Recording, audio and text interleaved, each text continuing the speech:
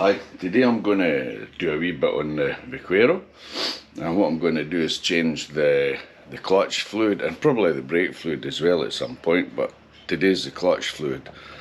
And what it is when you pull the clutch in, it just seems very tight, you know, compared to other hydraulic clutches. So what I've done is I've gotten a bottle of brake fluid, wherever I've put it. There we go.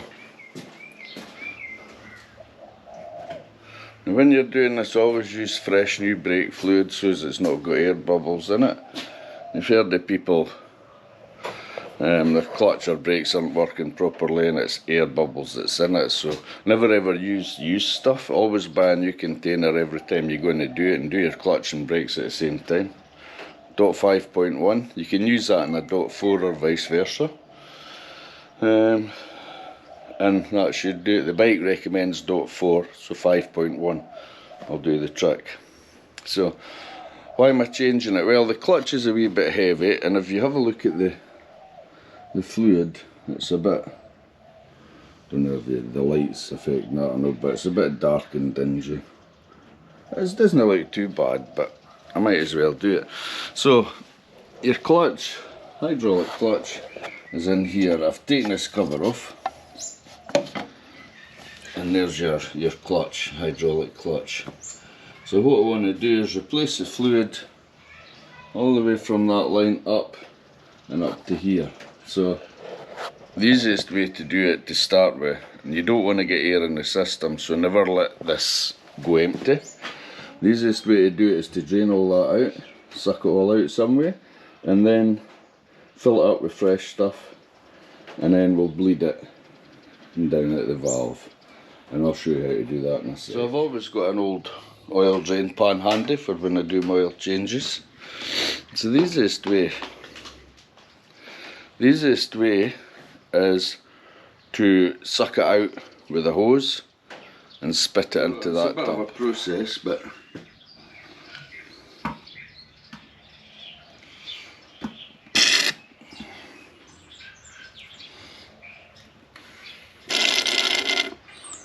try not to get brake fluid in your mouth, if possible. Oh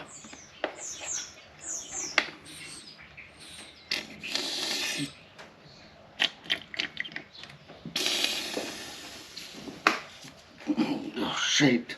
So there you go. That's that done. And then start this back onto this bottle. This is my bleeding kit. I'll show you how this works shortly. Anyway, first things first. Let's clean this out. Actually, it's quite clean, but I'll give it a clean with a wee cloth, and then we'll top it up with fluid. Then open up your brake fluid. Don't shake it or anything like that. You don't want air in it, and there should be a protective top. And just top it right up to start with, and make sure the reservoir never goes empty. Now I'll just show you. See the difference in the cleanliness? It's like amber nectar. So it is. So anyway, we're going to bleed that, and I'll show you how to do that. So we take a bleeding kit. This is a clever wee one. It's got a magnet on it, so you can stick it on there. Slide that over the nipple. I can't do it with one hand, just give me 1 second. This bleeding nipple's 10mm, so what you want to do is pump up a bit of pressure in the clutch fluid. So what you want to do, you want to pump this, okay, and keep the handle in, and then at the same time slacken the nipple.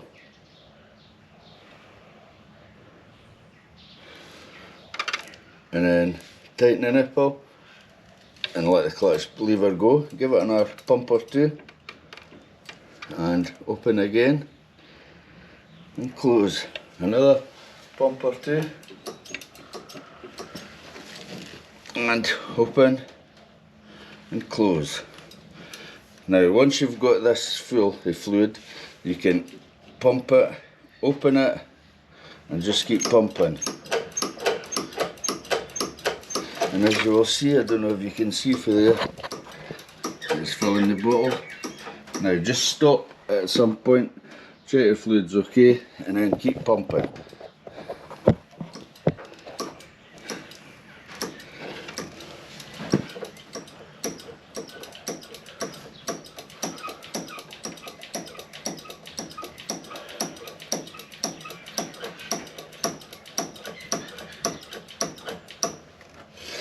Then once you stop to fill up, pull your lever in, tighten your nipple. Now you see the difference in the colour? That's went nice and clear. That's because that's fresh brake fluid running through it. So what I'll do, stop it up again, get a couple of pumps, open up the valve, and we'll just keep going until my wee bottle's full. Once it's full, hold the brake lever, clutch lever in and tighten. And that's it. So you can pull that off. Let that drain in, it's overflowing a wee bit. Yeah. I need a cloth for my hands. So that's it done. So just make sure this nipple is tight. Don't overdo it because it's just alloy and you don't want to break it. And I've topped it up a wee bit. So you've got a wee window on the side here. Just make sure that you can see your brake fluid clearly, clutch fluid I should say, clearly through there. Don't overfill it. You'll see a wee level mark in there to fill it to. Just top it up to there, no more, no less. So when you're done, get your lid. There's a rubber seal thing there. What you do is you put that in, on, like that. Pop your screws back in, tighten it up, and Bob's your uncle. And that is your clutch blade. So that's how you change your clutch fluid. Now, why would you change it? If it's not been done for a long time, because the brake fluid dissipates, it loses its effectiveness. Brake fluid and clutch fluid after a while, after a long while, but it's always worth changing. Now it's made my clutch feel a lot lighter. And that's done. So now, next is brake. Now, brake fluid's slightly different because it does a completely different job. It's a hydraulic fluid that operates your brakes. You get your front brakes, which come off the reservoir and the handlebars, and then you've got your rear brakes, which has its own reservoir. Now, although the fluid can dissipate and it stops working as effectively, what can also happen is the brake fluid becomes burnt, worn out. Brake fluid's a special fluid that it can withstand really, really hot temperatures. I mean, I'm talking excessively hot temperatures. So when you brake, every time you brake and these pads press tight against this disc heats up. I've seen brake discs go red. If somebody's braking really heavily, they can go red hot. That heat transfers into here, through the brake pads into the caliper. And then the fluid can also end up getting really, really hot. And if brake fluid gets too hot, then it loses its effectiveness. It won't pressurise as well. And what you have to do is change that fluid. The back ones never get so bad because you don't really use your back brakes as much or as hard as your front brakes. Your front brakes are your main braking. So it pays every now and again just to change your brake fluid, especially if you do a lot of, like if you're running around fast and you're heavy braking. Yeah, it can damage your brake fluid. And you can feel a big difference if your fluid's done and you change it. All of a sudden your brake lever becomes so light and responsive, it's unbelievable. So doing the brakes is just the same. Take the cover off the handlebars, suck out all the fluid, fill it up. And then once you do that, just bleed your calipers. You'll see there's a nipple on each caliper. There's one here and there's one at the other side. So what you do is you just put your brake bleeding kit on it and you pump it until you have clear fluid coming through. Once you do that, tighten up the nipple, do the other side until you get clear brake fluid coming through. Always remember, keep an eye on your reservoir. Make sure that it doesn't run dry or you end up with air in the system. The last thing you want to do is have air in your brake system. So yeah, I might just do them seeing as I'm at it. It's just as well for the few minutes it takes. So I'll start doing that. Another thing I did was I put the bike on a block of wood, just so as it was sitting more upright, so as when I turned the handlebars round, this was sitting dead level for filling it with fluid, because if it's sitting as normal, it's lying at an angle and you can't get the level right. So it's worthwhile, you know, turning your bike around. So I'll do the brakes and we'll start off with that reservoir. I'll get the bike position first. To do the brakes, again we take the cover off.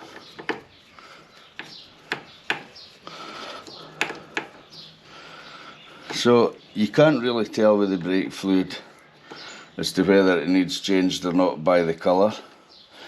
Well, I suppose you could, but you know, with age and things like that. But if the fluid's been burnt with heavy braking, which is quite possible in a bike like this because it is a big heavy bike. Take this off and have a wee look. There's the cover, and here's the rubber diaphragm. Let's just trip for a second, and then I'll put that in there and give it a clean.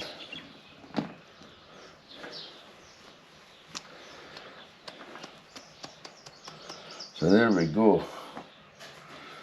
So the fluid, yeah, it doesn't look too bad. Anyway, what I'll do is I'll get the bike level, I'll get that sucked out, and yeah, and then we'll start bleeding the brakes.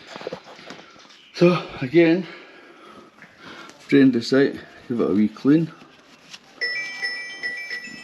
Yeah, I like that. So that's it cleaned out. Give it a wee top up with some fresh brake fluid. Look how clear that is. Lovely stuff. Yeah. Now, again, leave that there ready to top it up. Get a hold of your kit. You want your 10mm spanner. And once I find that, you can start bleeding. There it is. So we can start bleeding. And I put the spanner on it, ready to slacken it. Pop your bleeding hose on. Okay, so that's it all set in motion. So what I'll do is I'll pump the brake a wee bit, get a bit of pressure in it, and then slacken this off. And if it doesn't bleed, move your spanner and turn it more. See the fluid there? So you can keep that going on. See the dirt coming out? I don't know if you can see the dirt in there or not. That's unbelievable. Yeah. So pull the brake in and tighten your spanner. And there we go. Tightened, and that's that side done. So just the other side now. We'll check the reservoir and then we'll do the other side. So there we go. That's both front brakes done now. Done another one without the camera because it's a pain in the arse trying to do things with one hand. And that seems to be it. Now remember with your brake fluid, if you spill it, wipe it straight away. Don't let brake fluid get in your paintwork. is it makes an awful mess. So a bit more than that. And make sure these are tight, so as the rubber seal's tight. Give it a good wipe for any excess. There we go. Looking good. So that's it. Clutch fluid done, brake fluid done. I've just got the back to do. The back's simple. There's your reservoir. You could actually take that reservoir off, empty it out, put it back on, fill it up, and then pump it with the brake pedal and bleed it. There's a valve there, but you know what? The back brake's not that bad, so what I'm going to do is wait until I do the back brakes on it, and then I'll bleed that one. It's going to be a while because I already did them, so it might be a year or two, because you have to take this off. So I'll just leave it at that, and I think that's a pretty good job done today. I'll just go and take it for a run round the block. Whoops. And see what she's like.